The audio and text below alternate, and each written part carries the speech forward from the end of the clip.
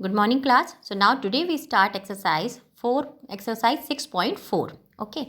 So this exercise based on APT, which is removed from your syllabus, but proof is removed. Okay but जो theorem का statement है वो हम discuss करेंगे, ठीक है, और उस पर बेस्ड जो हमारी एक्सरसाइज है वो भी हम यहाँ करेंगे.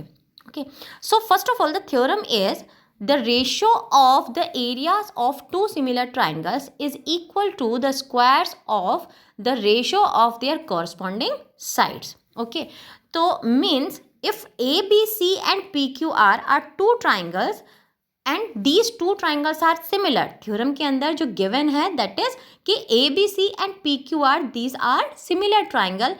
तब जैसे मैंने आपको पहले हमारी थ्योरम्स में जो बीपीटी और कन्वर्स बीपीटी में जो हमने पढ़ा था कि यदि हमारे पास जो हमारी ट्राइंगल सिमिलर है, सिमिलर कब होंगे कि उनकी साइड्स का रेशो इक्वल होगा. ठीक है, तो हमारे पास अब यहाँ है एक और कंडीशन यहाँ पे है कि if triangles are similar then we can say कि area of these triangle, ratio of area of these two triangles are equal to square of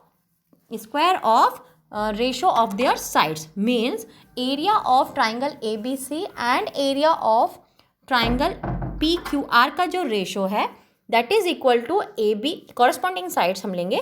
So AB upon PQ, मैं यहाँ आपको बताती हूँ, AB upon PQ का whole square is equal to BC upon QR का whole square is equal to CA upon PR का whole square. Okay, so ये हमारा एक थ्योरम APT यानी एरिया प्रोपोर्शनल थ्योरम जो है, और ये इसका स्टेटमेंट है, ये इसका प्रूफ है. ठीक है, तो ये हमारी इस पे बेस्ड एक्सरसाइज है. Exercise question number 1. So question is, first question, let triangle ABC similar to triangle DEF and their areas be respectively 64 centimeter square and 121 centimeter square. If EF equal to 15.4 centimeter then find BC. तो देखिए यहाँ पे हमारे पास given है कि triangle ABC and DEF ये दोनों ट्राइंगल मेरे सिमिलर है. ओके, एंड यहाँ जो मेरे पास एरिया है, एरिया गिवन है कि एक यानी ABC का जो एरिया है वो है मेरे पास 64 सेंटीमीटर स्क्वायर एंड DEF का एरिया मेरे पास है 121 सेंटीमीटर स्क्वायर. ओके, अब सिमिलर है तो हमें पता है कि इनकी साइड्स का रेशो, इनके रेशो का जो होल स्क्वायर है वो एरिया के रेशो के इक्वल होगा. ओके, अब if EF equal to 15.4 then find BC. तो यहाँ मैं आपको बताती हूँ कि देखिए ये इसका सॉल्यूशन क्वेश्चन नंबर 1 में, ये ट्राइंगल ABC एंड ये 64 गिवन है, DEF का एरिया 121 गिवन है. तो यहाँ से मेरे पास area of triangle ABC upon area of DEF equal to BC upon EF होगा. ये देखिए ट्राइंगल मेरा इस तरह से बनेगा ABC एंड DEF, जैसे उसने ट्राइंगल का नेमिंग करी है वैसा ही मैंने किया है. So AB upon DE is whole square equal to BC upon EF whole square is equal to AC upon DF whole square. ये हमारी साइड्स का रेशो बनेगा. तो यहाँ मैंने फर्स्ट रेशो इसमें लिया है, सेकंड रेशो कि area of ABC upon area of DEF is equal to BC upon EF whole square. Okay, अब यहाँ हम वैल्यूज़ पुट करेंगे जो हमारे पास गिवन है, एंड वैल्यूज़ पुट करने के बाद ये हमारे पास BC की जो वैल्यू है that is equal to 11.2 centimetre, ये हमारे पास निकल के आती है. Okay, this is question number 1. Now next question number 2. Diagonals of trapezium ABCD with AB parallel to DC intersect each other at point O. If AB is equal to twice of CD, then find the ratio of the areas of triangle AOB and COD. इसमें मेरे पास एक trapezium given है, और trapezium की मेरे पास condition जो है ये मुझे अच्छे से मालूम है कि यहाँ पे one set of opposite sides parallel होता है. Okay, so it means AB parallel to DC मेरे पास यहाँ गिवन है, और एक रिलेशन गिवन है कि AB is equal to twice of CD. तो यहाँ जब हम डायग्राम बनाएंगे ट्रपीजियम का तो DC को स्मॉलर दैन AB मुझे लेना है. ओके, तो AB is equal to twice of CD, ये रिलेशन मेरे पास गिवन है. फाइंड मुझे करना है दोनों ट्राइंगल का रेशो, यानी AOB triangle and COD opposite जो ट्राइंगल्स हैं इन दोनों के मुझे रेशो फाइंड करना है. ओके, सो इट मीन्स यदि मैं इन दोनों ट्राइंगल्स को सिमिलर प्रूव कर दूं तो उसके बाद मैं इस APT का यूज़ कर सकती हूँ. तो सिमिलर प्रूफ इजीली ये हो सकते हैं क्योंकि ये ट्रेपेजियम है। तो यहाँ मैंने आपको बताया कि वन साइड आपका पैरेलल होगा। इट मीन्स यहाँ हम देखें तो ये लाइन ये इस तरह से जेड शेप बनेगी, यानी angle 2 is equal to angle 1 होगा, बिकॉज ये मेरा ऑल्टरनेट है हो जाएगा। 4 एंगल मेरा 3 के इक्वल होगा, ये भी मेरा ऑल्टरनेट हो जाएगा। एंड 6 और 5 ये दोनों इक्वल होंगे क्योंकि ये वर्टिकली अपोजिट होंगे। तो ए सिमिलैरिटी से ये दोनों ट्राइंगल मेरे सिमिलर हो जाएंगे। अब ट्राइंगल यदि सिमिलर है तब हम अपनी एपीटी यूज़ कर सकते हैं। इट मीन्स कि these ratio of these two triangle equal to ratio of their corresponding sides whole square of corresponding sides का जो रेशो है, ठीक है। So area of A O B upon area of C O D is equal to A B upon C D whole square के, ये मेरा ratio A P T से आता है।